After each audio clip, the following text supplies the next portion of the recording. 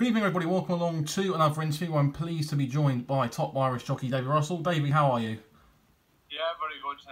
Kept busy. So in terms of how you're going at the moment during this pandemic, what's life like for a jump jockey at the moment in terms of your position?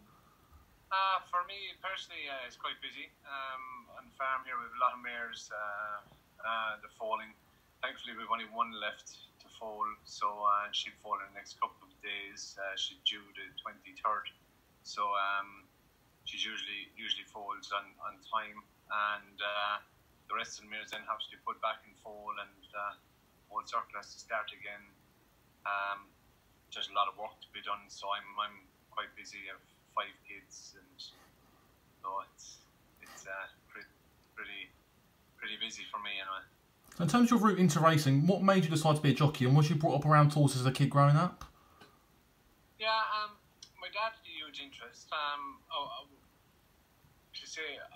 I wasn't born on a farm, but Dad bought a farm when I was quite young, and so I was reared around animals and horses, and I suppose from a very, very young age I had interest.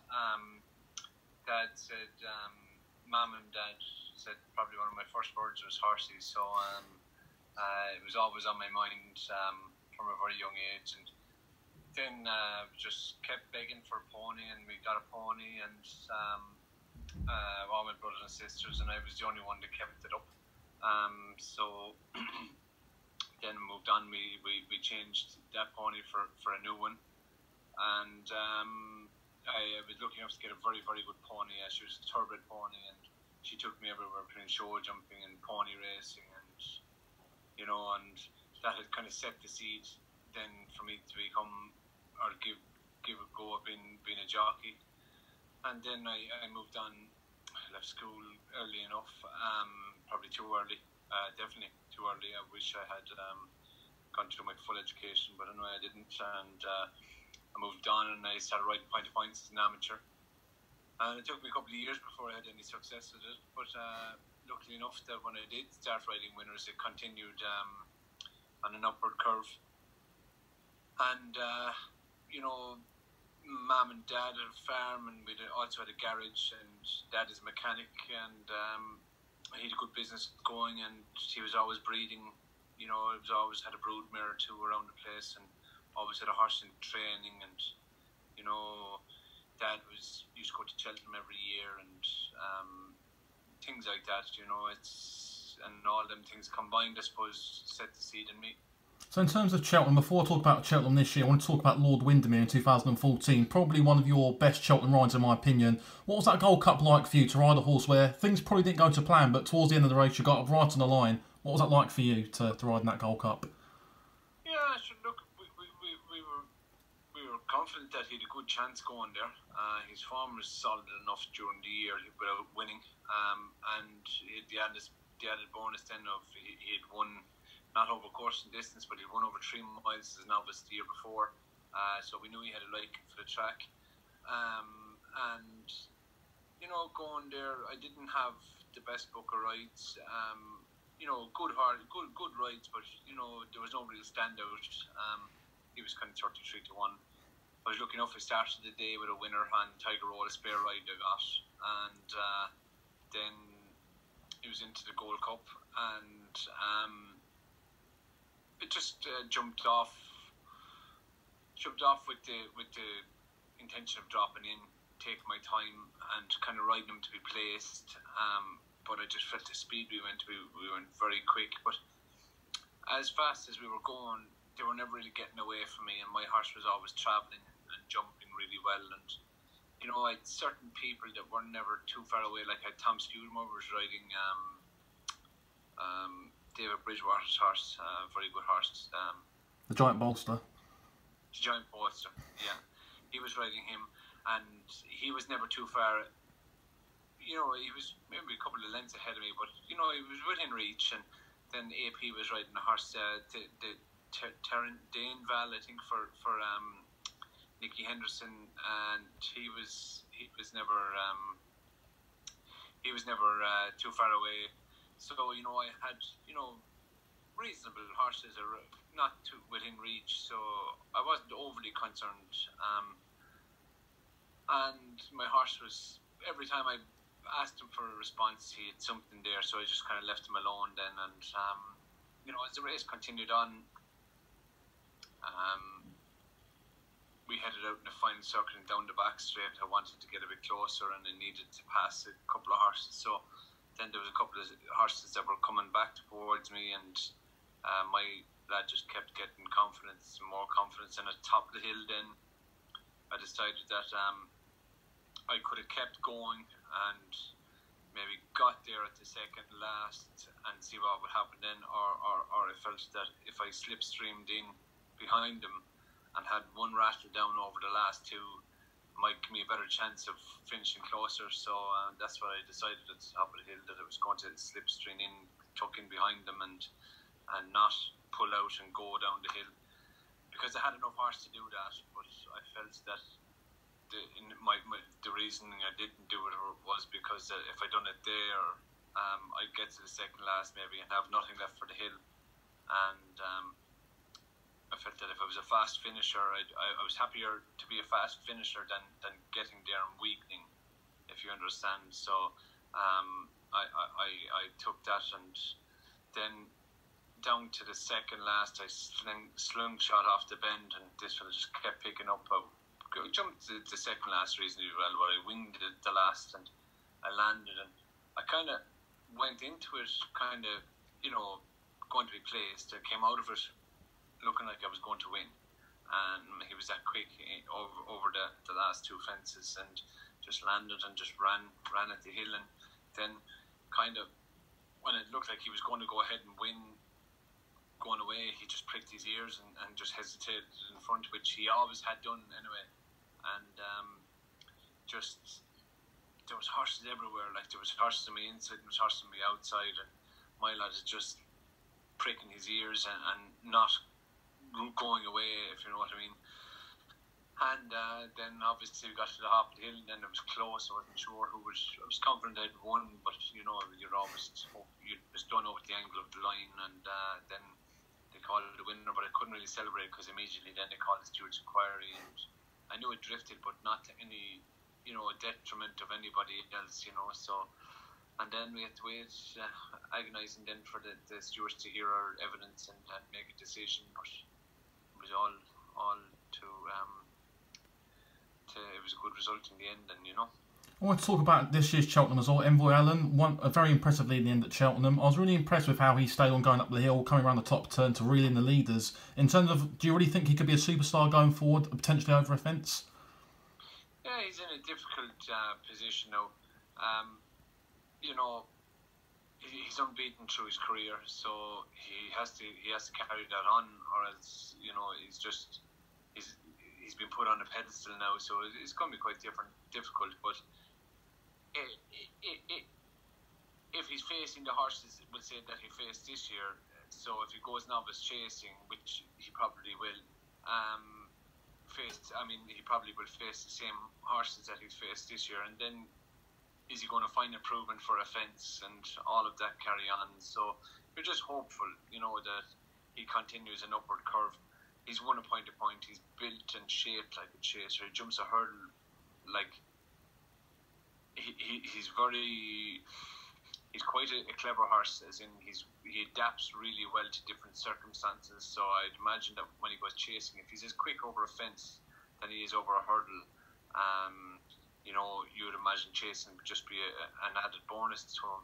He's big enough, he's strong enough, and he's very versatile with trip. He can go from 2 to he was never tried over 3, but I'm sure there's stamina enough there for 3 as well. So he's got loads of different options all the way through the season. So I'm pretty confident Gordon and Shively Park will make all the right decisions there, and hopefully I'll be healthy and safe to steer him through it.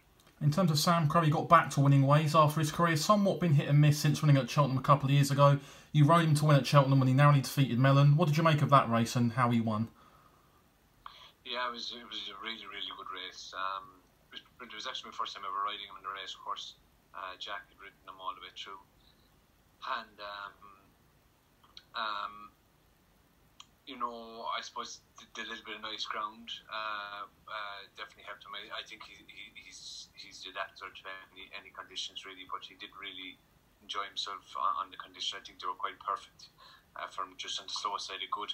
And just from the minute the tapes went up, he was just brilliant. He jumped from fence to fence, always travelling, always in the position I wanted to be in, had the right horses around me. And then, you know, it was a case of if he was going to finish off his race. So he jumped the third last really well, and you know, I'm going down to the second last. I'm getting there early enough up for him now, because he just mightn't be, he doesn't do a whole lot in front, and just missed the second last and really needed a big jump at the last and came down and winged it, and just battled from the back of the last to the line. And, you know, it really was a tough race.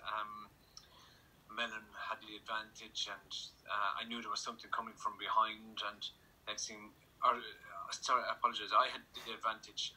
I knew Mellon was on the inside, so he was battling away with me, and I knew there was a third horse coming at us, and next thing Mellon headed me really close to the line and just bang on the line. I was lucky enough just to hit the line right, and my lad has his head down, but you know, it was brilliant. He jumped fantastic, and he really showed his true colours at the back of the last and battled the whole way up. It was quite pleasing. It was a great race to ride in, and it was a fantastic result. In terms of Tiger, I want to talk about him, a horse you've won 2 Grand Nationals on. What was them 2 Nationals like for you as an experience, and do you think you would have gone close this year if the National had gone ahead?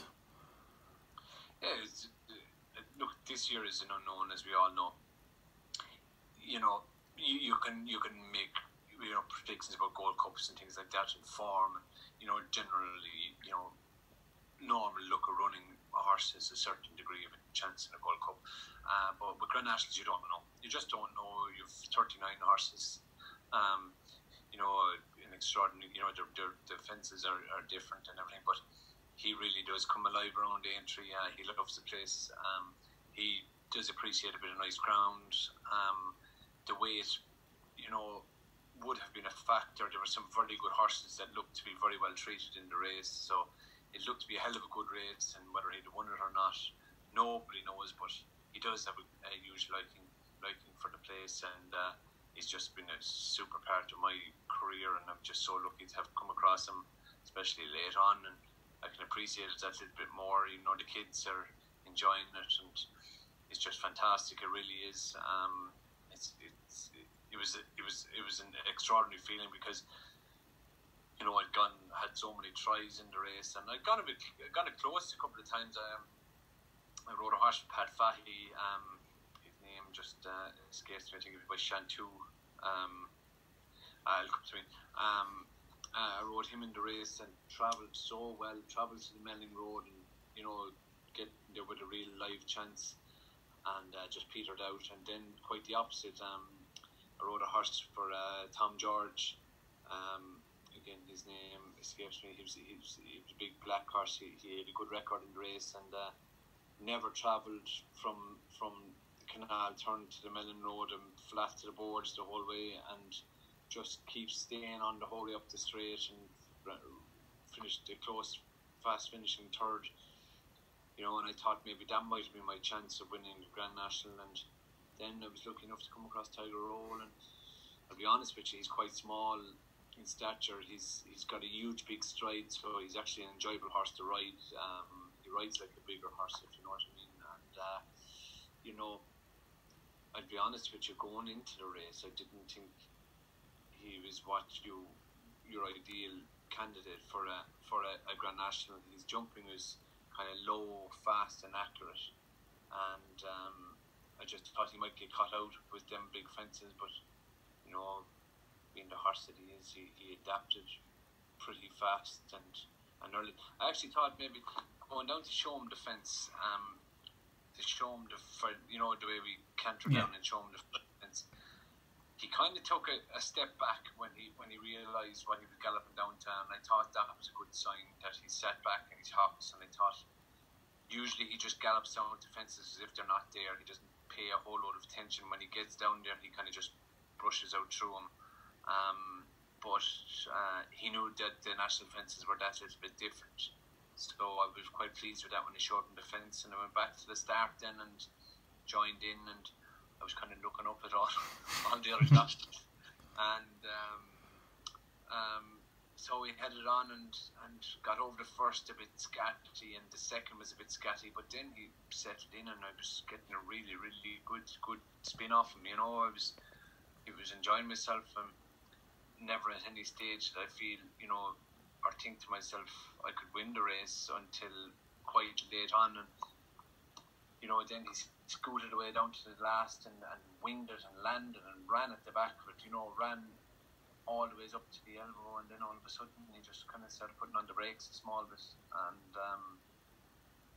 I knew there was something coming. I didn't know what it was, and I just was hoping that the line would come towards me a little bit rather than starting to move away from me, and again, luckily enough, I just got there in the right moment, and that was the first one, and that was really extraordinary. It was. Now, my mum had passed away not long before it, just before Cheltenham Festival, and there was a lot of things, it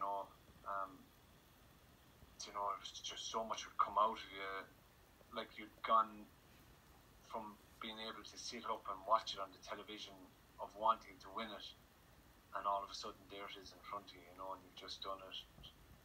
It's hard to describe that feeling. It was quite humble, and it was a tight finish, so we had to wait for the result to be called out over the Tannoy, and when it came, it was just a feeling that I've never had before, not on a horse, and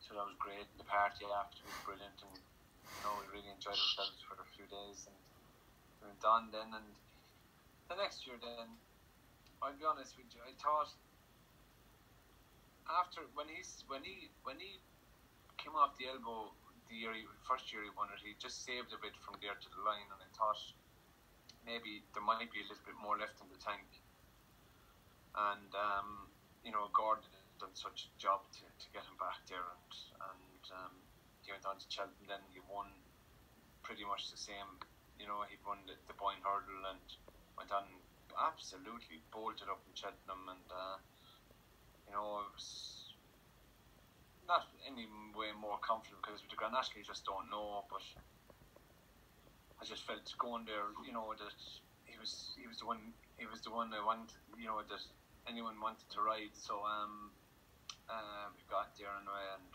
was grand. He got a little bit antsy before the race, just got a little bit antsy, and so it was a little bit worrying then. So we got into the bunch and everything was grand, and down the road the first couple just really was behind the bridle and not, it just didn't seem to be going with the same enthusiasm as he did the year before. And then I hit him a slap down the shoulder, I think going to Valentine's the first time, and just set him alight, and he just came alive underneath me and just ran from there the whole way in my hands, always loads of horse underneath me the whole way down to the last, and at the back of the last, and he just scooted away, and I was ready for him then maybe this year that he'd have a look, and he just needed encouragement to get to the line. It was brilliant. It's just, again, I just couldn't believe it, so and we had a good party after that one too, so it was a good few days, so it was brilliant. And there's no point in winning a national and not enjoying it and celebrating it, because it's just took me 20 odd years and 15 or 16 goes at it to win it, so we were going to enjoy it when it came around, and just lucky for me it came around twice. Davy, thank you so much for joining me. I'm really grateful. Thank you. Very grateful.